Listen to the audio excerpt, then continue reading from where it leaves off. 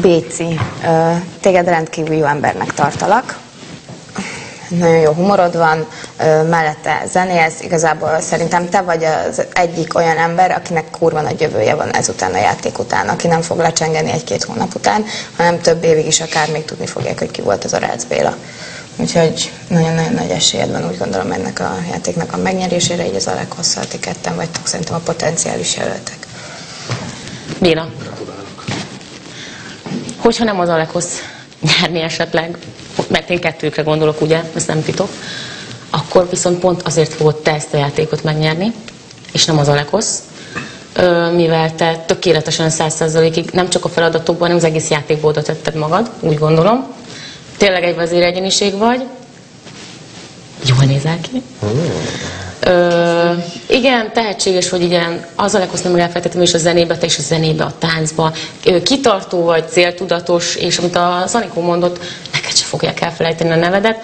És talán azért, hogy a többi valóságsókhoz mondjuk hasonlítsam, bár ezt a negyedik szériát nem lehet, egy idézőjelben pozitívabb személyiség fogja ezt megnyerni, lehet, és akkor azért nyersz te mondjuk.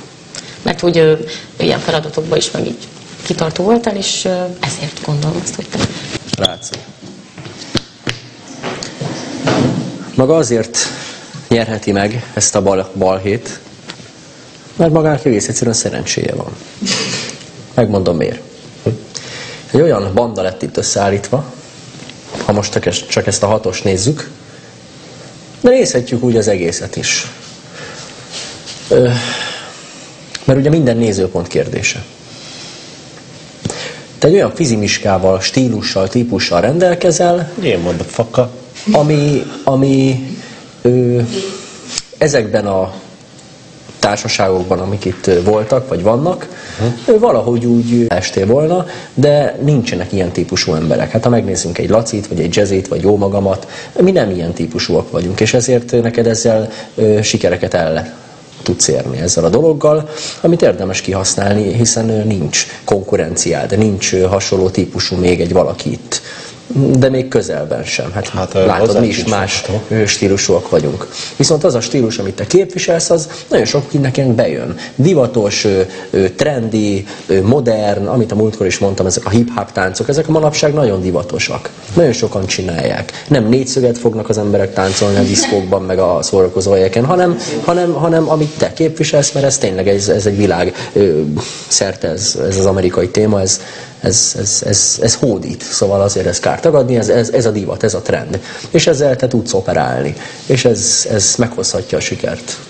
Úgyhogy én ezért gondolom, hogy te lehetsz a befutó a trendiséggel. Ennyi. Soha nem akartam trendi lenni, de köszönöm szépen. Jó. Most hadd ne menjek bele a részletekbe, úgyis nem hiszem, hogy ki kell fejtenem, hogy most mire gondoltam. Tehát, értem. Köszönöm. Tehát nem egy, mit tudom én, cilinderes, pingvin ruhába bújtatott klasszikus valaki, pingvin ruhába bújtatott klasszikus úr vagy, hanem egy leisure, trendi, fiatalok szeretik, tényleg minden. Ezzel lehet operálni azért. Köszönöm.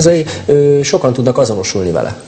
Tehát nem nehéz azonosulni, és ezért úgy elfogadott ez a dolog. Ez jó. Ez jó. És még egyszer mondom, az nagy szerencse, hogy egyedül képviseled ezt a stílust, nincs konkurencia. Ennyi. És ez jó. Ez jó.